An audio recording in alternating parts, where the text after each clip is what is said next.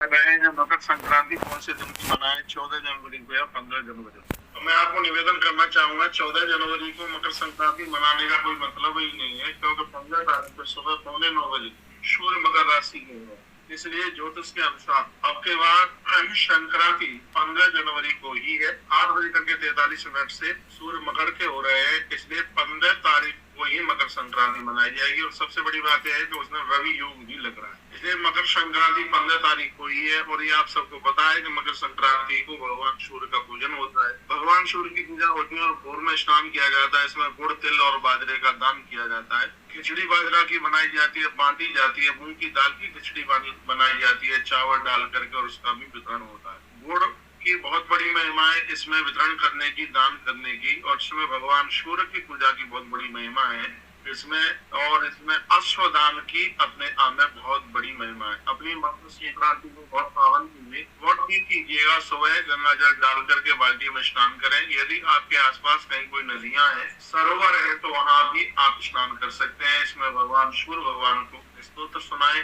आदित्य हृदय स्तोत्र का पाठ करें। और सबसे बड़ी बात है, तांबे की वस्तु का दान करने की बहुत बड़ी महिमा है। लाल वस्तुओं का दान करने की बहुत बड़ी महिमा है। इसमें ऊन इत्यादि, कमल इत्यादि की दान करने की बहुत बड़ी महिमा है। इसमें वृद्ध जनों की सेवा करने की अपने आप में बहुत भी बड़ी महिमा है। 15 तारीख को खरमास भी समाप्त हो रहा है। 15 तारीख के तत्पश्चात बड़े शादी वगैरह के बड़े शुभ योग आरम्भ हो रहे हैं। प्राण प्रतिष्ठा इत्यादि के भी योग आरम्भ हो रहे हैं। इस वीडियो में मैंने आपको विशेष रूप से निवेदन करके बताया कि अब के बार मकर संक्रांति 14 को होगी या 15। तो मैं फिर आपको कह दूंगा कि 2024 में तो मकर संक्रांति 15 तारीख की है, लेकिन 2025 और 26 में मकर संक्रांति 14 जनवरी की होगी। इसमें सूर्य मकर के होंगे की विशेष बात रहती है। तो एक बार मैं फिर कहूँगा, 8:43 से सूर्य 15 तारीख को मकर राशि में जा रहे हैं। इसलिए सभी दर्शकों को कहूंगा, भक्तों को मैं कहूंगा कि आप मकर संक्रांति 15 तारीख को ही मनाइए। और में जल्दी जाकर के स्नान कीजिएगा, दान पुण्य कीजिएगा, अश्व दर्शन कीजिए। सूर्य नारायण भगवान को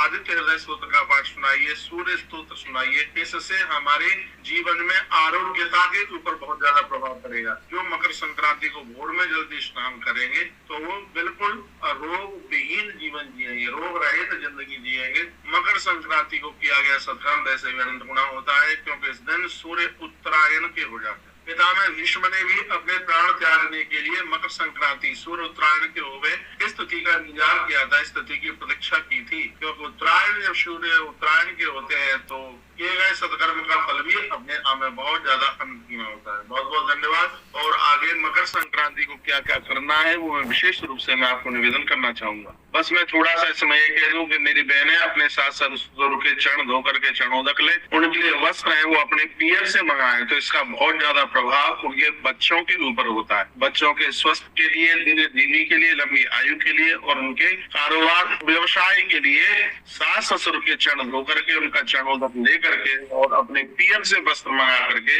उनको आप पहनने के लिए आप दें, सपने भेंट करें, उनके चरण छू करके उनका आशीर्वाद लें।